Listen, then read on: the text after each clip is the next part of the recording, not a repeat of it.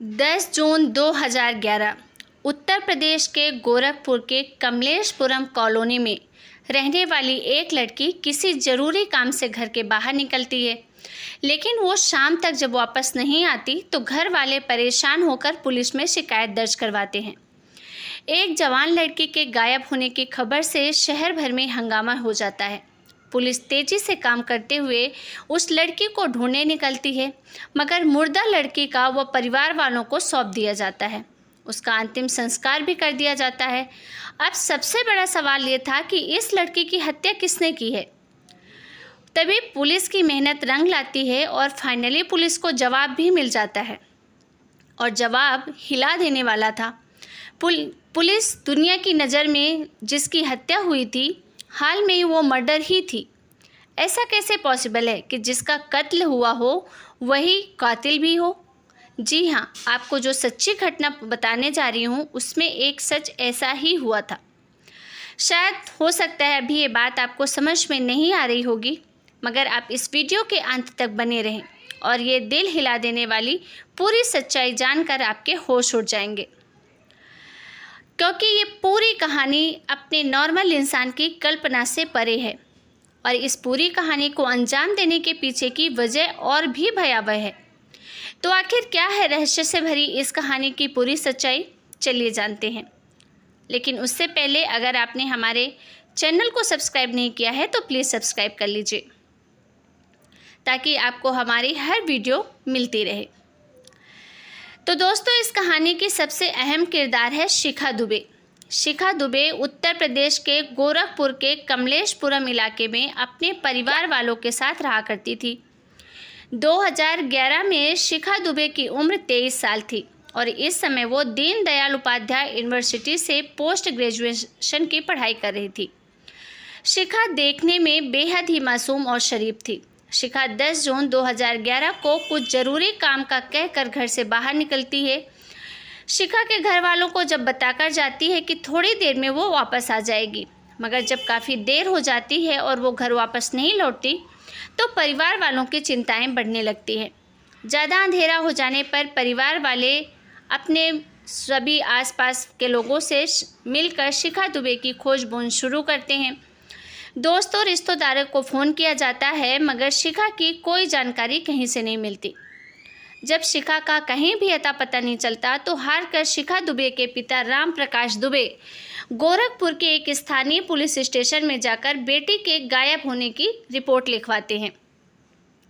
मामला दर्ज करने के बाद पुलिस वाले राम प्रकाश दुबे से पूछते हैं कि क्या आपको किसी पर शक है।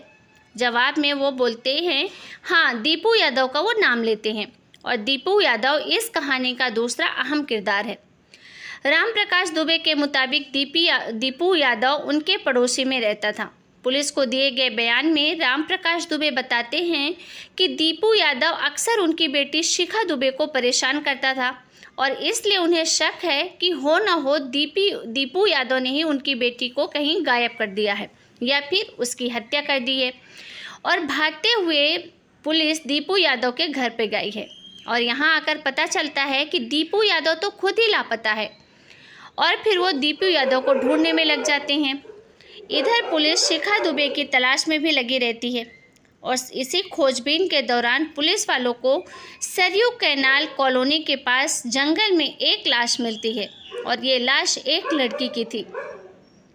लाश का चेहरा बहुत ही भयानक तरीके से बिगाड़ दिया गया था। चेहरे से पहचान करना नामुमकिन था। एक लड़की की लाश मिलते ही पुलिस वाले तुरंत राम प्रकाश दुबे के परिवार वालों को बुलाते हैं और उनसे पहचान करने के लिए कहते हैं। ये सब गायब हुई बेटी शिखा दुबे का तो नहीं, ये सोचकर शिखा दुबे के परिवार वाले लाश की पहचान करने के लिए जाते हैं, क्योंकि चेहरा तो पूरी तरीके से बिगड़ गया था, इसलिए चेहरे से तो पहचानना असंभव था। लेकिन शरीर पर पहना हुआ कपड़ा, शरीर के आसपास बिखरे हुए सामान, पैरों में पहनी गई चप्पल, गले में मौजूद धागा इस बात की गवाही दे रहे थे कि ये सामने पड़ी लड़की कोई और नहीं बल्कि शिखा दुबे है। परिवार वाले भी आखिरकार उसे शव की पहचान अपनी बेटी शिखा दुबे के तौर पर करते हैं, क्योंकि भले ही चेहरा पहचान में नहीं आ रहा था, मगर शरीर पर जो कपड़े थे वही कपड़े पहनकर अंतिम बार शिखा दुबे अपने घर से निकली थी। और इसके अलावा जो चप्पल उसने पहने थे, साथ में गले में जो काला धागा पहना था, वो सभी शिखा दुबे का था। पहचान होने के बाद पोस्टमार्टम के लिए भेज दिया जाता है शव को, और उसके बाद खुलासा होता है कि गला दबाकर हत्या करने के बाद लड़की के चेहरे को धारदार हथियार से काटा गया है और भारी चीज़ से हमला करके चेहरे को बर्बाद किया गया है। इसके अलावा पोस्टमार्टम में यौन हरासमेंट की भी पुष्टि होती है, यानी कि दरिंदगी की सारी हदें पार की होती हैं। ये खबर आते ही लोगों का गुस्सा फूट जाता है और लोग जल्द से जल्द आरोपी के गिरफ्तार होने की मांग करने लगते हैं। इधर पोस्टमार्टम के बाद सभी जरूरी फॉर्मेलिटी पूरी करने के बाद लड़की का शव परिवार वालों को सौंप दिया जाता है और विधिवत तरीके से उसका अंतिम संस्कार भी कर दिया जाता है। अब इस घटना ने बड़े स्टार पर अखबारों की सुर्खियां बटोरी थी और लोगों में बड़ा गुस्सा था, इसलिए पुलिस वाले भी तत्परता दिखाते हुए जल्द से जल्द हत्यारे की तलाश में लग जाते हैं। क्योंकि शिखा दुबे के पिता ने दीपू यादव नाम के लड़के पर शिखा दुबे की हत्या का शक जताया था, इसलिए पुलिस दीपू यादव को ही प्राइम सस्पेक्ट मानते हुए हाथ पैर मारना शुरू करती है और दीपू यादव से जुड़े दर्जनों लोगों को उठाया जाता है।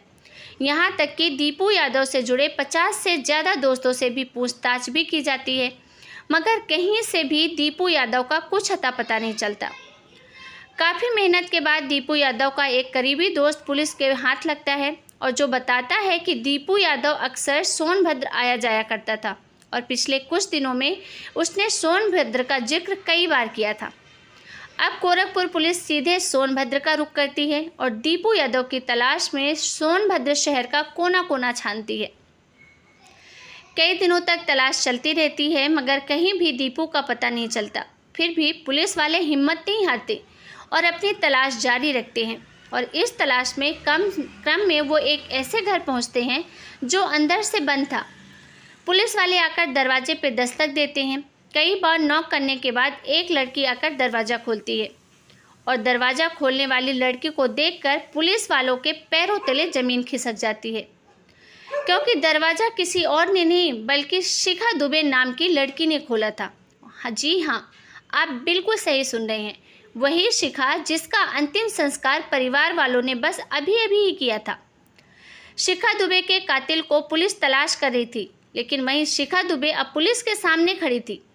अपने आप में एक ये सवाल था कि आखिर पुलिस वालों ने शिखा दुबे को कैसे पहचाना। तो आपकी जानकारी के लिए बता दें कि जब शिखा दुबे के पिता ने बेटी की मिसिंग रिपोर्ट दर्ज करवाई थी तो उन्होंने शिखा दुबे की कुछ तस्वीरें भी पुलिस वालों को दी थी और शिखा दुबे को जिंदा देखकर पुलिस वाले हैरान हो जाते हैं और उसके बाद मामले को समझने की कोशिश करते हैं और तुरंत ही घर के अंदर जाते हैं। घर के अंदर का नज़ारा और भी हैरान करने वाला था। कमरे में पुलिस वालों को कोई और नहीं बल्कि इस केस का प्राइम सस्पेक्ट दीपू यादव दिखता है। मतलब जिस लड़की शिखा दुबे की हत्या हुई थी और जो लड़का दीपू जिस पर हत्या का आरोप लगाया गया था, वो दोनों एक ही घर में सोनभद्र में साथ रह रहे थे। फिर यहाँ एक और बड़ा सवाल ये था कि जो शिखा दुबे का कत्ल हुआ था वो तो पुलिस को जिंदा मिल गई, लेकिन जो परिवार वालों ने अभी अभी जिस लड़की को अपनी लड़की मानकर अंतिम संस्कार किया था वो कौन थी और उसकी हत्या किसने की। अब पुलिस इन सभी सवालों का जवाब तलाशने में लग जाती है। इन सभी सवालों का सटीक जवाब कोई दे सकता था तो वो थे शिखा दुबे और दीपू यादव। इसलिए पुलिस वाले इन दोनों को सोनभद्र से गिरफ्तार करते हुए गोरखपुर ले आते हैं और यहाँ इन लोगों से पूछताछ का सिलसिला शुरू होता है। अब इस पूछताछ में दहला देने वाला खुलासा होता है कि दीपू यादव भी इसके कॉलेज में पढ़ाई करता था और उसके घर के आसपास ही रहता था। कॉलेज में इन दोनों की मुलाकात होती है और देखते ही देखते शिखा दुबे तथा दीपू यादव एक दूसरे को पसंद करने लगते हैं। दोनों एक दूसरे के साथ जीने मरने की कस्में खाने लगते हैं और दुनिया की नज़रों से बचकर दोनों एक दूसरे से मिलने भी लगते हैं। मगर इस प्यार की खबर आखिरकार शिखा दुबे के परिवार वालों को लग जाती है और वो शिखा दुबे पर कई तरह की पाबंदियां लगा देते हैं और इसी कारण दीपू यादव और शिखा दुबे का मिलना जुलना बंद हो जाता है। कुछ दिनों तक तो सब कुछ सामान्य रहता है, मगर मौका मिलते ही फिर से शिखा और दीपू मिलने लगते हैं और मौका मिलते ही गोरखपुर के ही एक मंदिर में जाकर 18 अप्रैल 2011 को चुपचाप शादी भी कर लेते हैं। शादी करने के बाद दोनों इस बात की भनक किसी को नहीं लगने देते और अपने अपने घर पर रहने लगते हैं। अब दीपू यादव शिखा को अपने साथ रखने का प्लान पर काम करने लगता है, क्योंकि इन दोनों को अच्छे से पता था कि अगर परिवार वालों को बता भी दिया कि हमने शादी कर ली है तब भी परिवार वाले नहीं मानेंगे, और इसलिए अब दोनों दूसरे विकल्प की तलाश में लग जाते हैं ताकि वो साथ भी रह सकें। दीपू यादव अपनी इस परेशानी का जिक्र अपने दोस्त सुग्रीव से करता है। सुग्रीव का ट्रांसपोर्ट का बिजनेस था और वो ट्रक भी चलाता था। दीपू यादव की सारी बातें सुनने के बाद सुग्रीव इन दोनों को बताता है कि मैं एक ऐसी लड़की को जानता हूँ जो देखने में काफ़ी हद तक शिखा दुबे की तरह ही है। उसकी कड़कती और लंबाई भी पूरी तरीके से शिखा दुबे की है। अगर हम उसकी हत्या कर दें और हत्या करने के बाद उसे शिखा दुबे के कपड़े पहना दें, उसका चेहरा बिगाड़ दें, तो लोग शिखा दुबे को मरा हुआ समझ लेंगे और फिर तुम दोनों किसी दूसरे शहर में जाकर बड़े आराम से रह सकते हो। दीपू यादव और शिखा दुबे को सुग्रीव का ये आइडिया बहुत पसंद आया और दोनों इस प्लानिंग को हकीकत में बदलने के मिशन पर काम करने लगे। प्लान के बाद अब सुग्रीव शिखा दुबे की तरह दिखने वाली पूजा कुमारी नाम की लड़की से कांटेक्ट करता है और उससे कहता है कि तुम्हारे लिए एक नौकरी है मेरे पास, अगर तुम चाहो तो मुझसे आकर मिलो। पहले महीने की पगार भी तुम्हें एडवांस में दे दी जाएगी। पूजा कुमारी की उम्र भी यही कोई 25 से 26 साल थी और उसकी एक 3 साल की बेटी भी थी। क्योंकि पूजा कुमारी की आर्थिक स्थिति अच्छी नहीं थी और वो काम की तलाश में थी, इसलिए जब उसे सामने से ऑफर आया तो पूजा कुमारी मना नहीं करी और वो काम की तलाश में सुग्रीव से मिलने चली जाती है। सुग्रीव तुरंत इस बात की जानकारी दीपू और शिखा को देता है और तय किया जाता है कि 10 जून को प्लानिंग को हकीकत में बदल दिया जाएगा। प्लान के तहत सुग्रीव अपना ट्रक लेकर सोनभद्र से गोरखपुर के लिए निकलता है ताकि वो पूजा को अपने साथ ला सके। इधर समय निकल रहा था। समय के मुताबिक शिखा दुबे भी अपने घर से निकलकर दीपू यादव से मिलती है और बाजार जाकर कुछ नए कपड़े खरीदती है। इधर सुग्रीव पूजा को लेकर वापस आने लगता है और वापस आते हुए वह पास के जंगल में गाड़ी रोकता है और पूजा से कहता है कि यहाँ पर कुछ लोग तुमसे मिलेंगे जो काम देंगे। इसी के बाद बहाने से गाड़ी रोककर पूजा को गाड़ी से उतारता है और जंगल में ले जाता है। यहाँ पर दीपू और शिखा भी आ जाते हैं।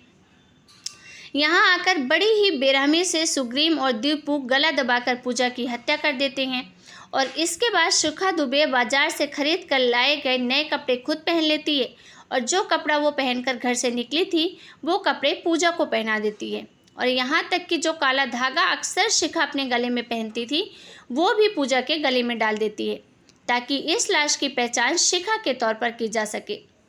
शिखा अपनी चप्पल भी पूजा के आसपास ही छोड़ देती है। अपना सब कुछ पूजा को पहनाने के बाद शिखा पूजा के सब कपड़े छिपाकर अपने बैग में रख लेती है और कपड़ों के आधार पर तो पूजा अब शिखा बन चुकी थी, मगर चेहरे से अब भी वो पूजा के तौर पर पहचानी जा सकती थी और इसीलिए सुग्रीव और दीपू मिलकर ट्रक से लोहे का बड़ा सा रोड निकालते हैं और बड़ी बेरहमी से पूजा के चेहरे पे मारना शुरू कर देते हैं और ये लोग तब तक उसे मारते हैं जब तक उसका चेहरा पूरी तरीके से बिगड़ नहीं जाता। फिर इसके बाद लोग पूजा के शरीर को सिगरेट से भी बड़ी बेरहमी से जलाते हैं ताकि इस मामले को दूसरा रूप दिया जा सके।